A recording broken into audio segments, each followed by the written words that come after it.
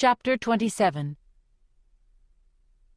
The anthem booms in my ears, and then I hear Caesar Flickerman greeting the audience. Does he know how crucial it is to get every word right from now on? He must. He will want to help us. The crowd breaks into applause as the prep teams are presented. I imagine Flavius, Venia, and Octavia bouncing around and taking ridiculous, bobbing bows. It's a safe bet they're clueless. Then Effie's introduced. How long she's waited for this moment. I hope she's able to enjoy it, because as misguided as Effie can be, she has a very keen instinct about certain things and must at least suspect we're in trouble. Portia and Cinna receive huge cheers, of course. They've been brilliant, had a dazzling debut. I now understand Cinna's choice of dress for me for tonight. I'll need to look as girlish and innocent as possible. Hamish's appearance brings a round of stomping that goes on at least 5 minutes. Well, he's accomplished a first, keeping not only 1 but 2 tributes alive. What if he hadn't warned me in time? Would I have acted differently? Flaunted the moment with the berries in the Capitol's face? No, I don't think so, but I could easily have been a lot less convincing than I need to be now. Right now, because I can feel the plate lifting me up to the stage. Blinding light, the deafening roar rattles the metal under my feet. Then there's Peter just a few yards away. He looks so clean and healthy and beautiful. I can hardly recognize him, but his smile is the same whether in mud or in the Capitol, and when I see it, I take about 3 steps and fling myself into his arms. He staggers back, almost losing his balance, and that's when I realize the slim metal contraption in his hand is some kind of cane. He rights himself, and we just cling to each other while the audience goes insane. He's kissing me, and all the time I'm thinking, Do you know how much danger we're in? After about 10 minutes of this, Caesar Flickerman taps on his shoulder to continue the show, and Peter just pushes him aside without even glancing at him. The audience goes berserk. Whether he knows or not, Peter is, as usual, playing the crowd exactly right. Finally, Hamish interrupts us and gives us a good-natured shove toward the victor's chair. Usually, this is a single ornate chair from which the winning tribute watches a film of the highlights of the games, but since there are 2 of us, the game makers have provided a plush red velvet couch. A small one. My mother would call it a love seat, I think. I sit so close to Peter that I'm practically on his lap, but one look from Hamish tells me it isn't enough. Kicking off my sandals, I tuck my feet to the side and lean my head against Peter's shoulder. His arm goes around me automatically, and I feel like I'm back in the cave, curled up against him, trying to keep warm. His shirt is made of the same yellow material as my dress, but Portia's put him in long black pants. No sandals either, but a pair of sturdy black boots he keeps solidly planted on the stage. I wish Cinna had given me a similar outfit. I feel so vulnerable in this flimsy dress, but I guess that was the point. Caesar Flickerman makes a few more jokes, and then it's time for the show.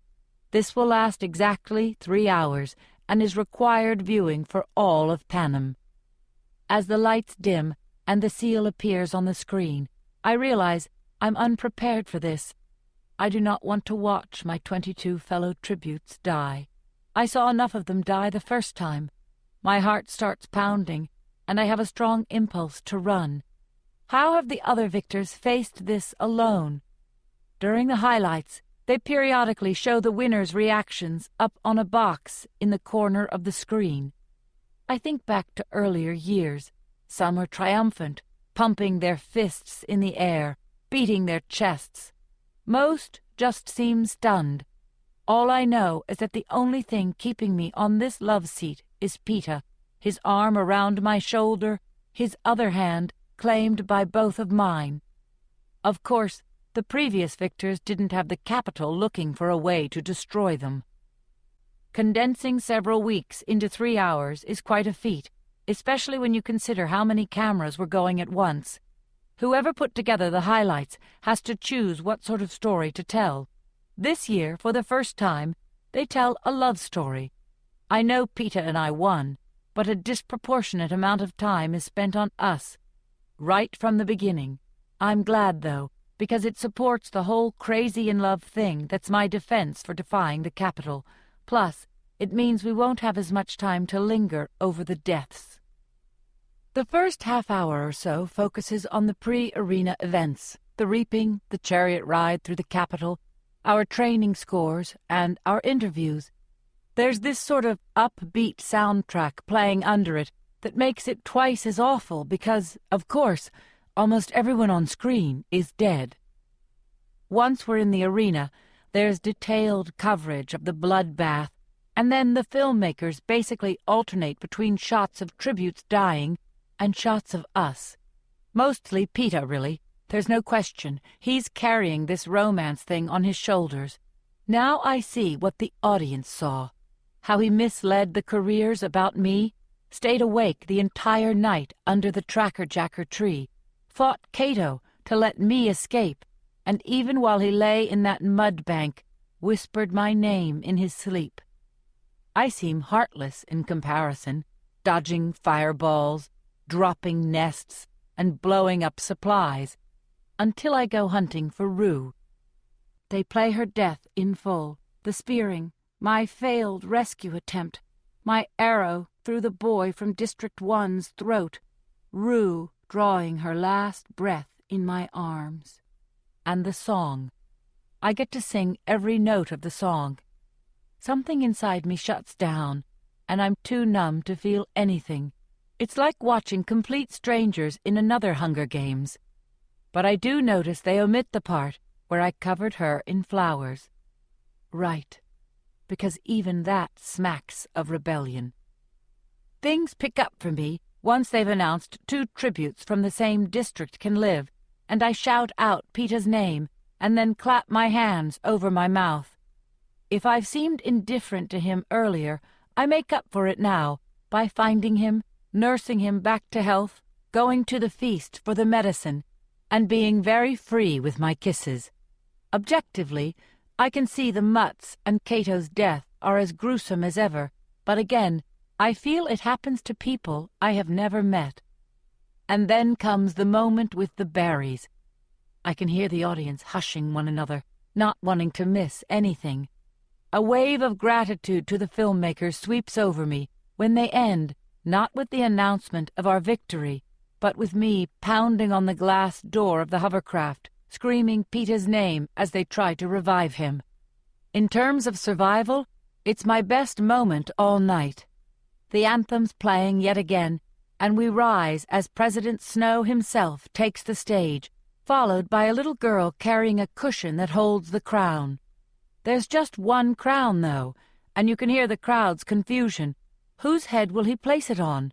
Until President Snow gives it a twist, and it separates into 2 halves. He places the first around Peter's brow with a smile. He's still smiling when he settles the second on my head, but his eyes, just inches from mine, are as unforgiving as a snake's. That's when I know that even though both of us would have eaten the berries, I am to blame for having the idea. I'm the instigator. I'm the one to be punished. Much bowing and cheering follows.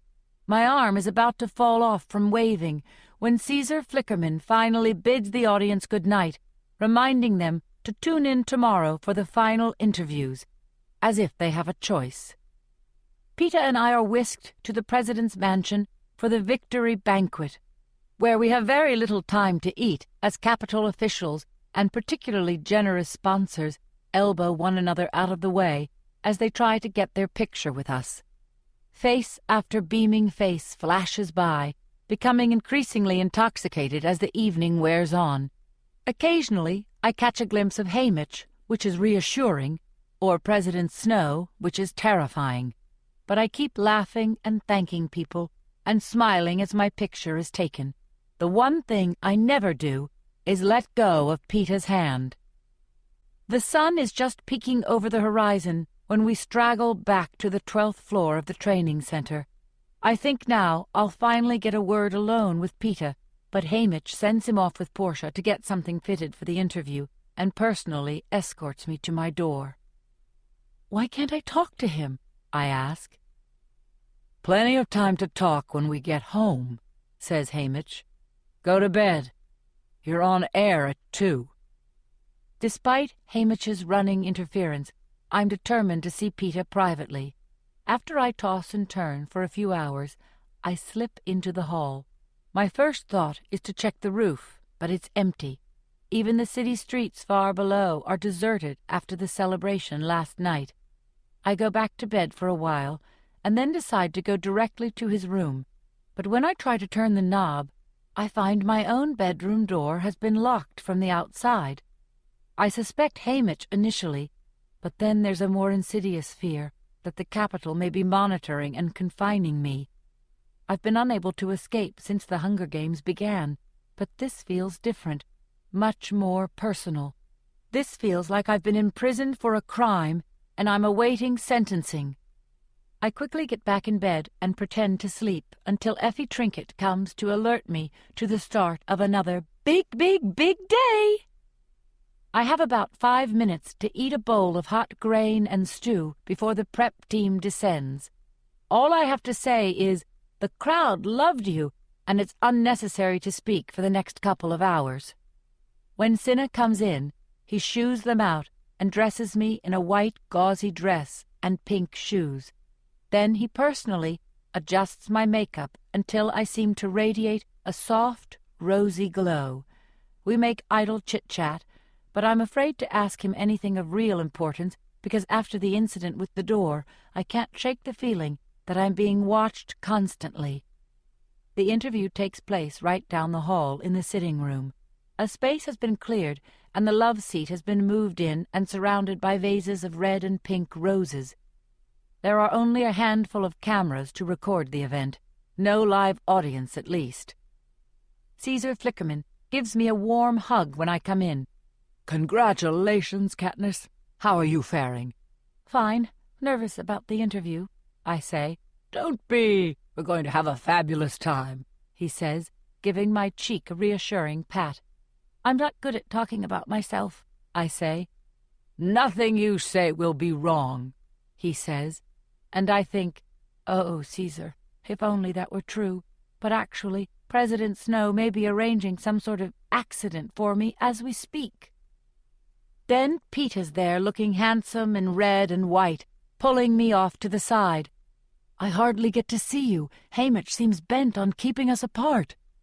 Hamish is actually bent on keeping us alive, but there are too many ears listening, so I just say, "Yes, he's gotten very responsible lately."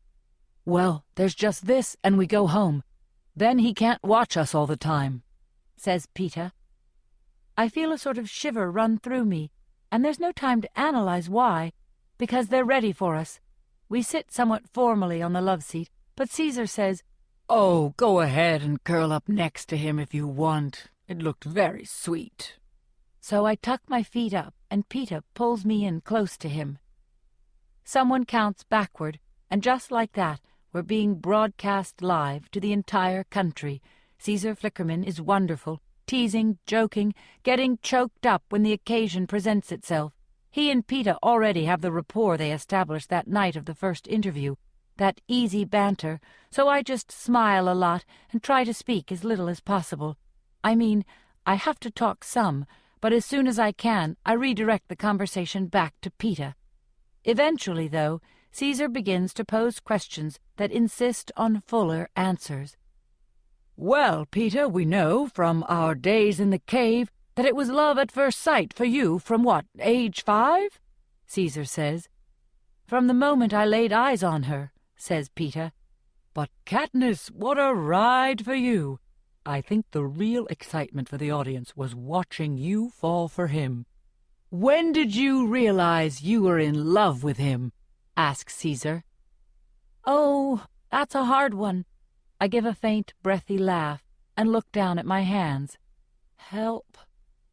"Well, I know when it hit me. The night when you shouted out his name from that tree," says Caesar. "Thank you, Caesar," I think, and then go with his idea. Yes, I guess that was it. I mean, until that point, I just tried not to think about what my feelings might be, honestly, because it was so confusing, and it only made things worse if I actually cared about him. But then, in the tree, everything changed, I say. "Why do you think that was?"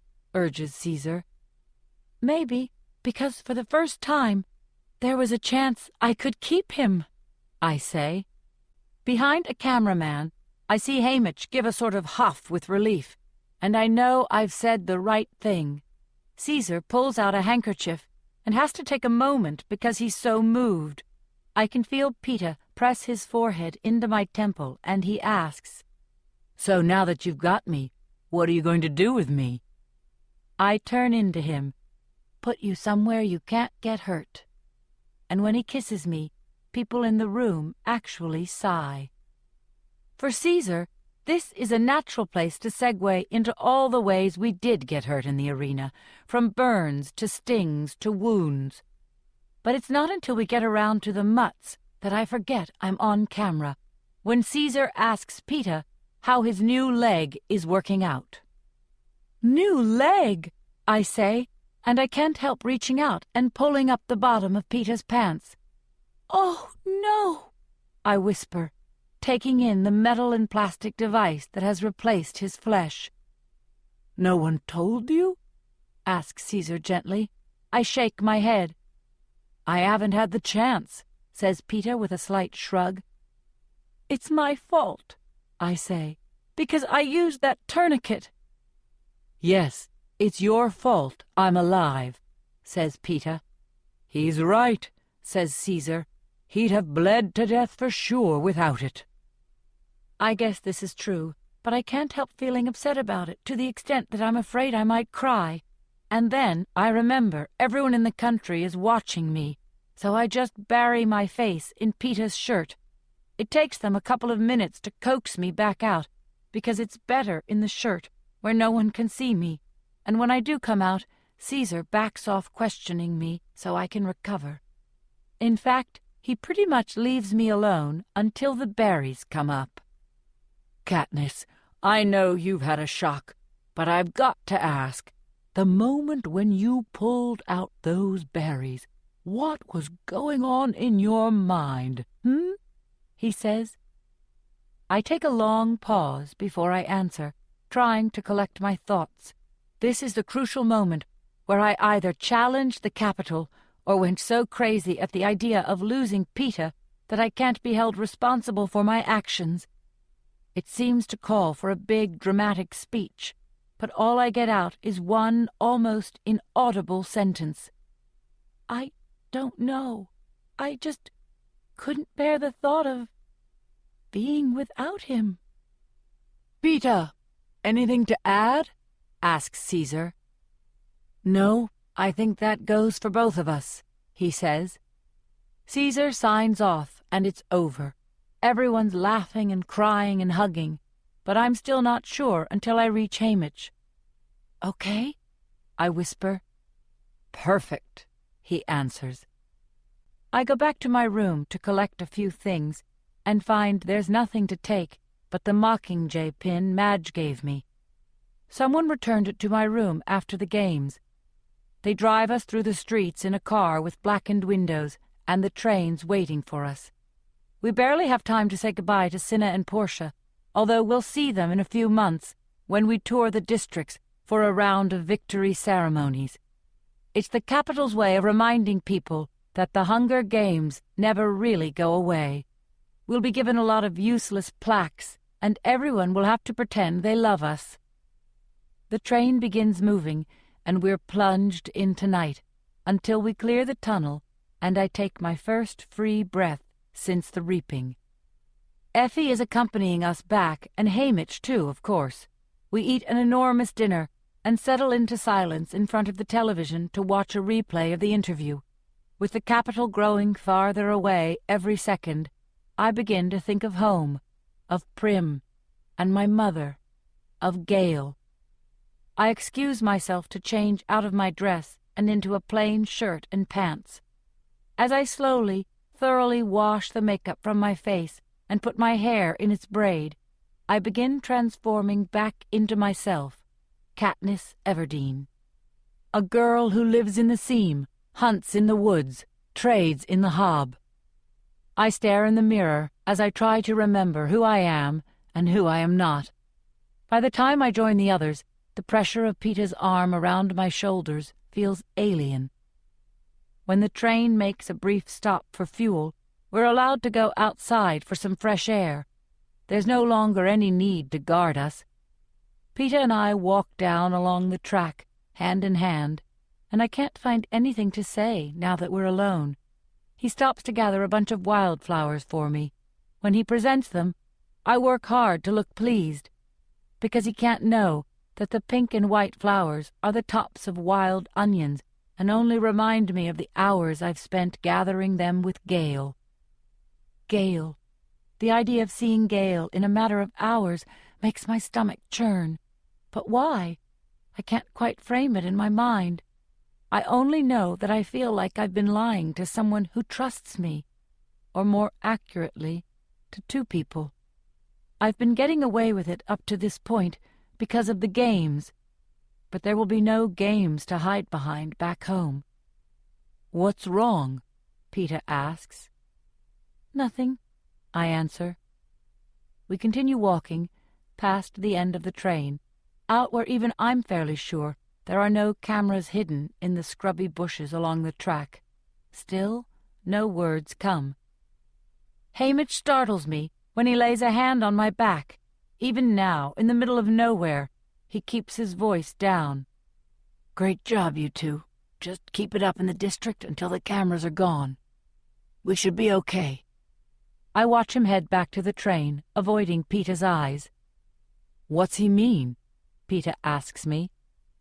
"It's the capital. They didn't like our stunt with the berries," I blurt out. What are you talking about?" he says. "It seemed too rebellious, so Haymitch has been coaching me through the last few days, so I didn't make it worse," I say. "Coaching you, but not me," says Peeta. "He knew you were smart enough to get it right," I say. "I didn't know there was anything to get right," says Peeta. "So, what you're saying is, these last few days, and then I guess, back in the arena, that was just some strategy you two worked out?" "No, I mean, I couldn't even talk to him in the arena, could I?" I stammer. "But you knew what he wanted you to do, didn't you?" says Peeta. I bite my lip. "Katniss!" He drops my hand, and I take a step as if to catch my balance. "It was all for the games," Peeta says. "How you acted." "Not all of it," I say, tightly holding on to my flowers. "Then how much? No, forget that. I guess the real question is, what's going to be left when we get home?" he says. "I don't know. The closer we get to District 12, the more confused I get," I say. He waits for further explanation, but none's forthcoming. "Well, let me know when you work it out," he says, and the pain in his voice is palpable. I know my ears are healed because, even with the rumble of the engine, I can hear every step he takes back to the train. By the time I've climbed aboard, Peeta has disappeared into his room for the night. I don't see him the next morning either. In fact, the next time he turns up, we're pulling into District 12. He gives me a nod, his face expressionless.